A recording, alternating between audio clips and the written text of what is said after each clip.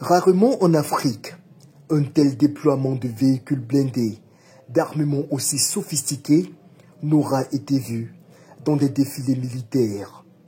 Ce jeudi 7 août, à l'occasion de la commémoration du 65e anniversaire de son accession à la souveraineté internationale, la Côte d'Ivoire a séduit le monde de par la puissance de son arsenal militaire et le professionnalisme de son armée.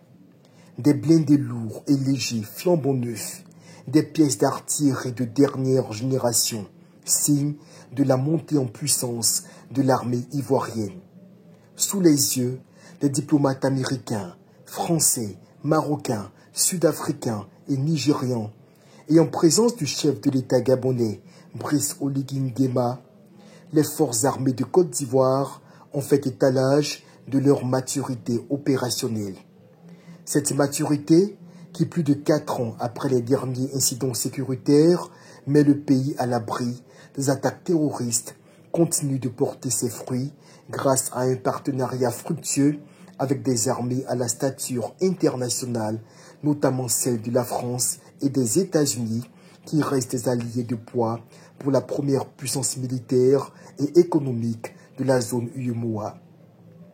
Pendant que la stratégie de défense ivoirienne fait référence sur l'échiquier international avec l'entrée en scène de nouveaux partenaires militaires comme la Chine, la Turquie et même la Russie qui se bousculent pour se faire une place aux côtés des alliés traditionnels que sont la France et les États-Unis, les régimes voyous de l'AES continuent de s'isoler. Seul avec la Russie, qui dispose désormais du droit exclusif de choisir des partenaires militaires des pays de l'AES, ces cuistres en treillis doivent se contenter des carcasses que leur jettent les Turcs et les Chinois qui y larguent leurs invendus. Il se répand sur les réseaux sociaux que les matériels de guerre mis en scène à Bouaké ce jeudi ont été empruntés.